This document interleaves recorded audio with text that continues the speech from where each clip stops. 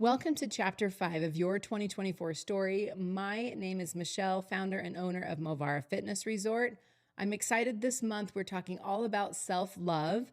This week is all about self-compassion. In this week's email, we sent out all about a workbook, journal prompt, and I'm going to go over that today and hopefully leave you with some information and tools that can help you get started on this topic. This is a heavy, tough topic that I hope to do justice to, that really, if we really break it down, it all comes down to self-love. If we aren't able to have self-love, it's going to be really tricky and hard to be able to reach our goals. So in this week's email, we talked about how self-love is more than a concept. And I thought about motivation because we often think we need motivation or we should have motivation, but really motivation is something that we do.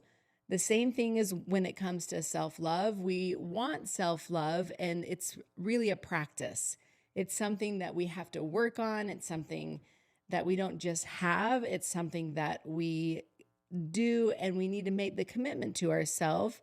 It's about recognizing our self-worth, respecting our journey, and nurturing our well-being. So we're going to talk all about that this week, and we'll deepen our relationship with ourselves, which is really, again, the core to being healthy.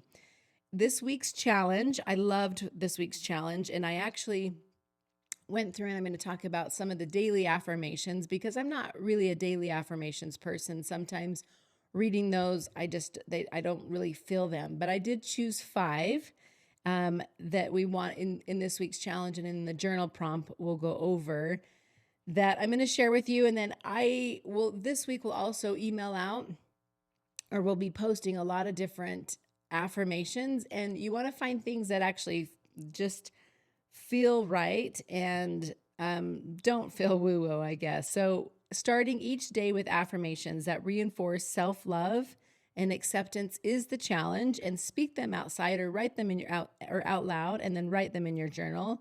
And then at the end of the day, reflect and see how those affirmations had you feel.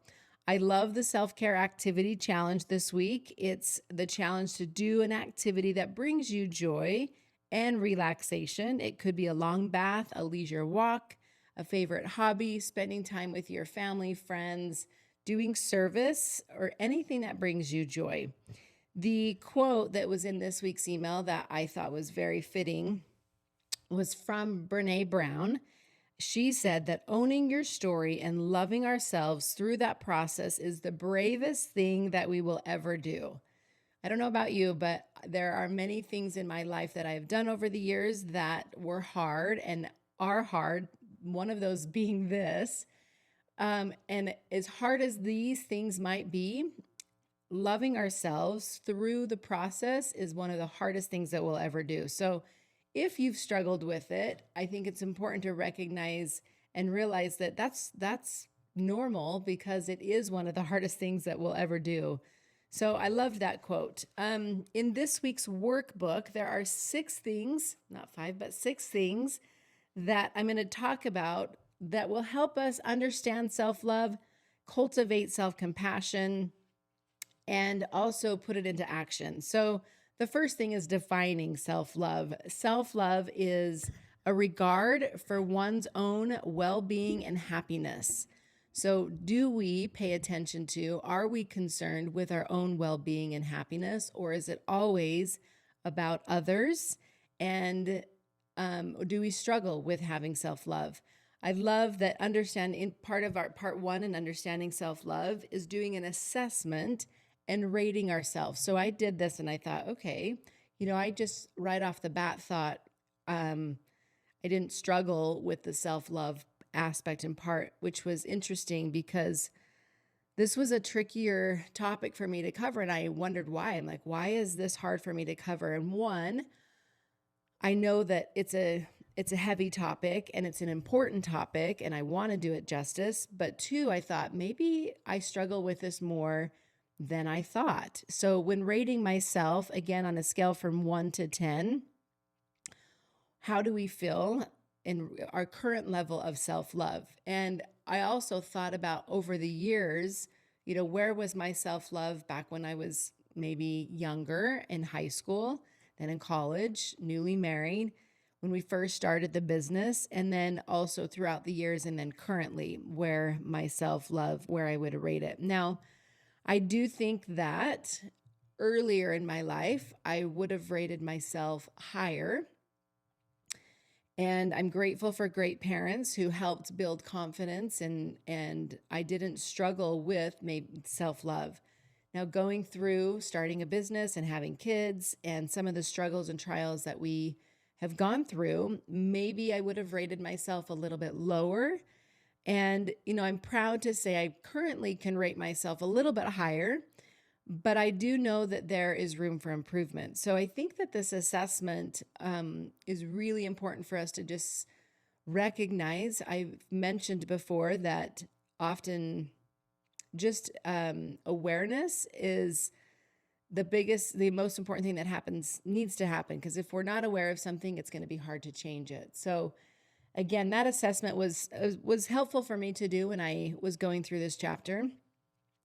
Part 2 is cultivating self-compassion, and I'm going to talk about 2 ways to cultivate self-compassion. So the first is challenging negative self-talk.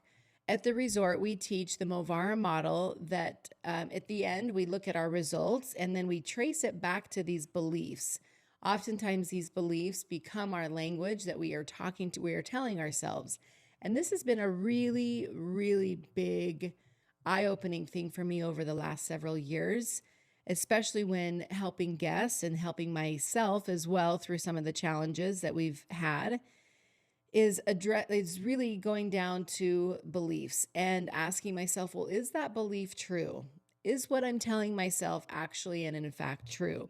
And often it's not. And often I have to say, well, no, that's not true. So then that belief has to be changed. So challenging negative self-talk, but again, addressing it and knowing what that is. So one of the exercises is to actually track and throughout the week, look at and day by day, any negative self-talk that you may be telling yourself. Because just like nutrition in our eating, one of the practices we encourage is to actually journal and write down everything that you eat, because oftentimes it's a lot more than we think, and we don't realize the little things, the snacking, the mindless eating that we do. There's a lot of mindless negative self-talk that we do that we may not be aware of. So I would challenge you to maybe take a day or two, and it's a lot. In fact, I don't think you could write down every thought that you have because there's thousands. But pay attention in the morning. I know for me, I struggle with the negative self-talk, and I have to really focus on those and ask myself again, are those thoughts actually and in fact true? So then replacing that negative self-talk with positive, compassionate, and counter statements. So am I worthy? Am I good enough? Am I, have I failed? All of these different things that we may tell ourselves. Again, is that true? And then what's the actual truth? Again, in cultivating self-compassion, one of the practices of helping us cultivate self-compassion is forgiveness. So often we talk about gratitude and forgiveness, and those are 2 really big pieces in overcoming trials and overcoming the lack of self-worth. So one of the things or exercises in the workbook talks about reflecting on a past mistake and then writing a letter of forgiveness. It's a powerful exercise to do to yourself. Okay, so part 3 is the affirmations for self-love. And I've mentioned I'm not a huge fan of affirmations, but I did the exercise and I thought, you know what? I'm going to develop 5 personal affirmations that do actually resonate with me, because as I was just going through lists and lists of affirmations, none of them really resonated with me, or not very many of them did. But I did find 5, and I wrote all of those down, and then each morning just said those out loud and noticed that, okay, those actually do help with my negative self-talk, and So the exercise is to come up with 5, and then at the end of the day, see how those affirmations made you feel.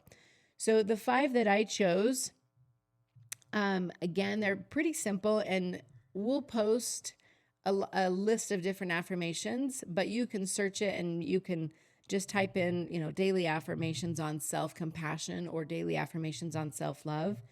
And I loved, again, these 5. So the first is, what I give is what I receive.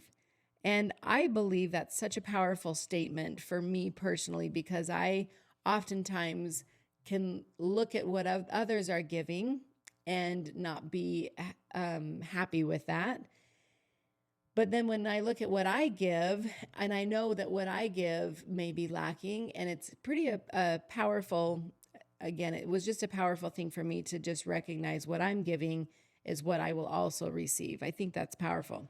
So again, that's just one that, resonated with me. And there's thousands that you can look at and choose the ones that resonate with you.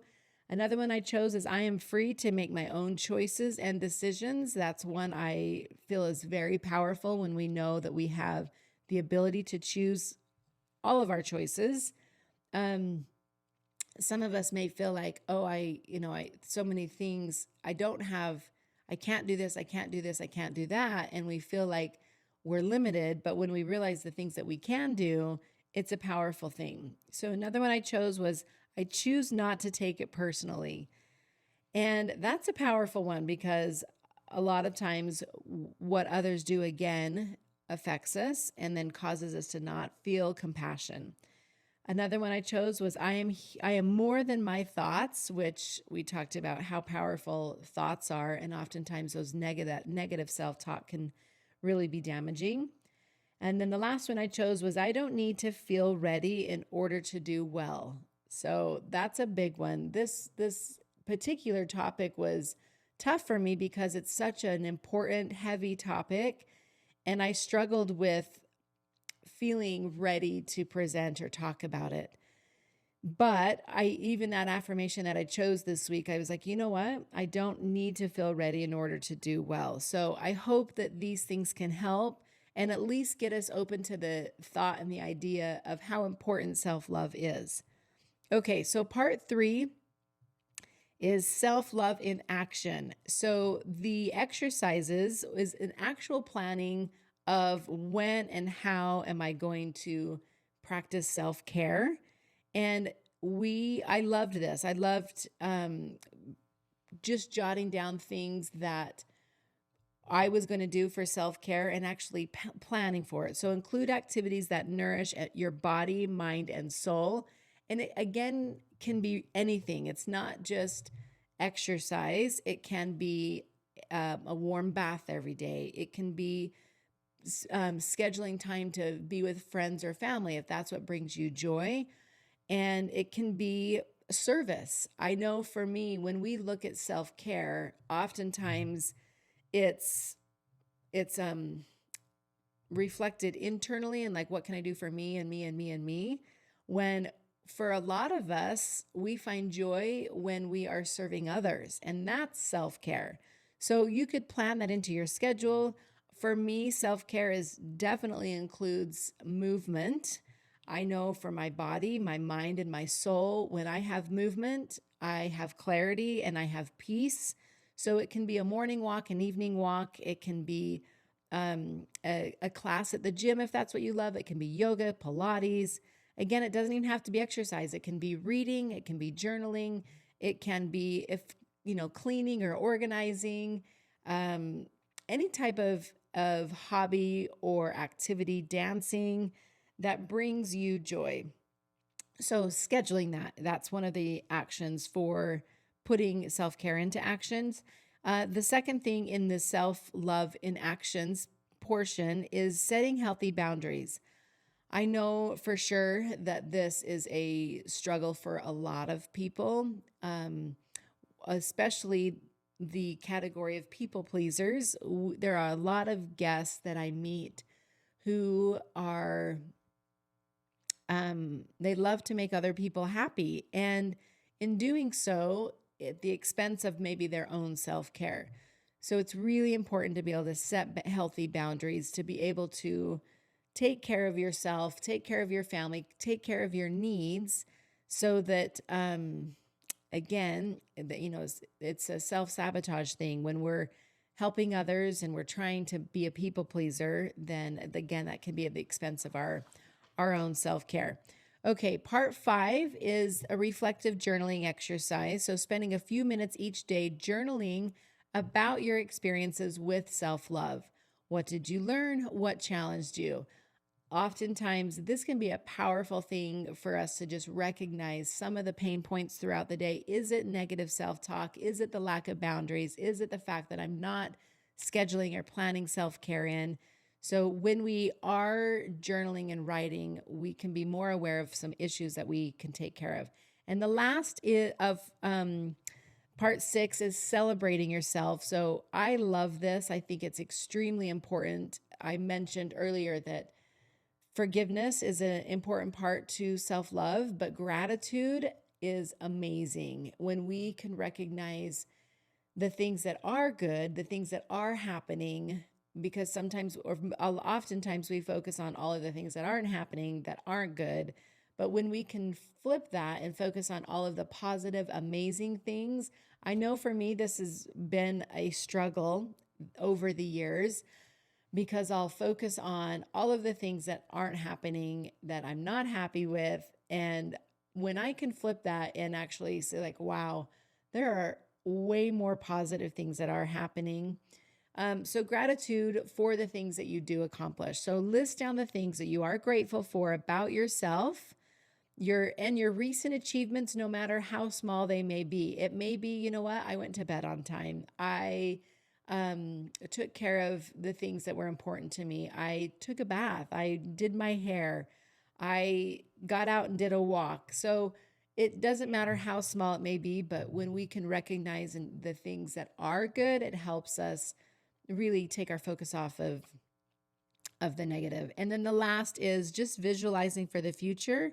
So visualize where enhanced self-love will take you. I promise you, it will be more powerful than you have any clue. Again, this was one of the reasons why I was struggling with this topic, because it is such a powerful, important chapter. And over the month, I'm excited to address self-love in general this whole month, because when we have self-love, then we have the ability to actually move forward.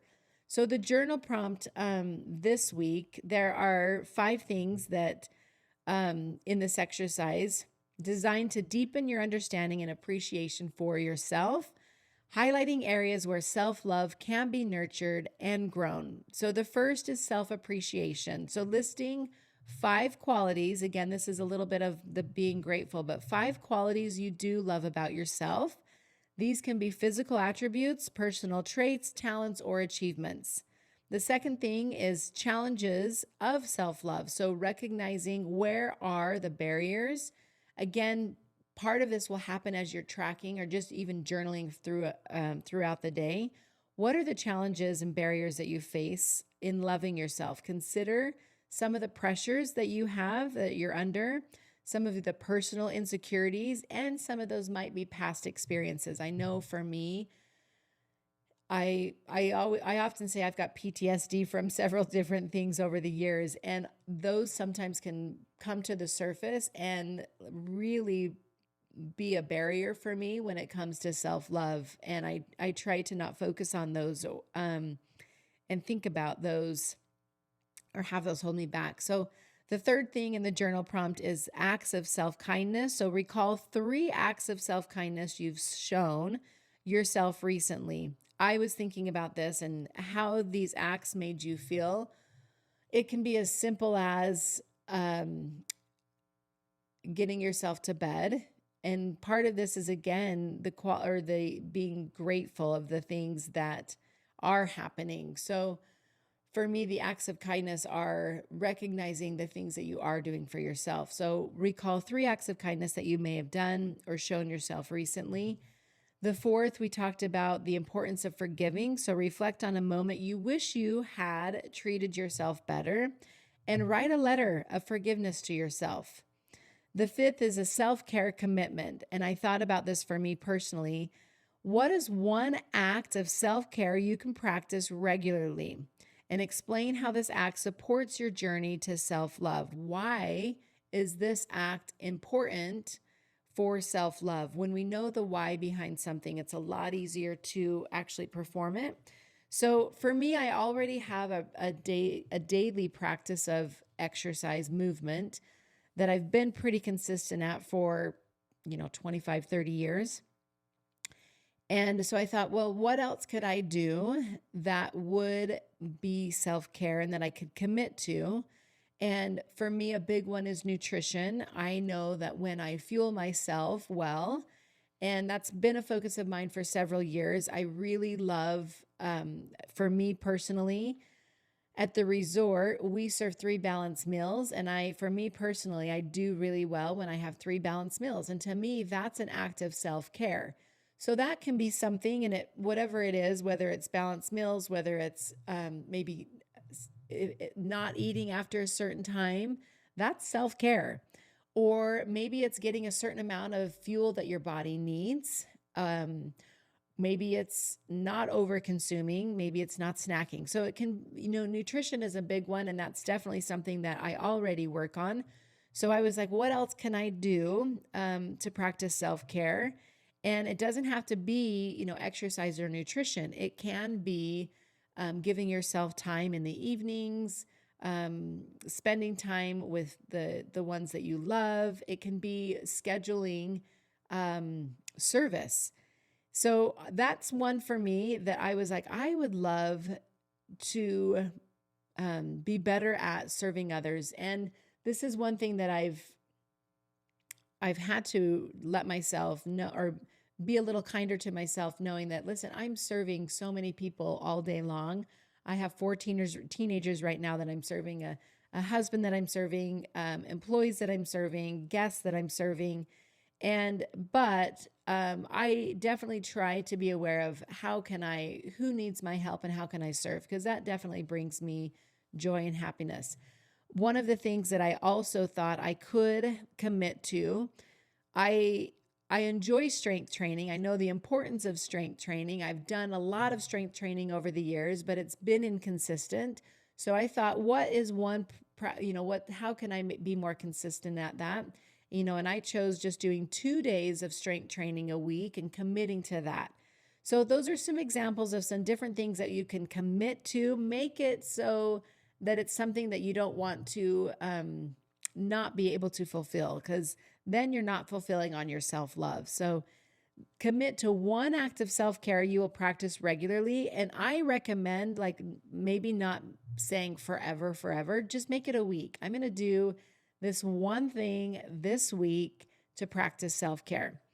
Okay, this is, again, a heavy topic, and I barely brushed the surface on the importance of it. And you can refer to the workbook, the journal, spend some time really asking yourself, and assessing where you are on a scale from 1 to 10 on your self-love.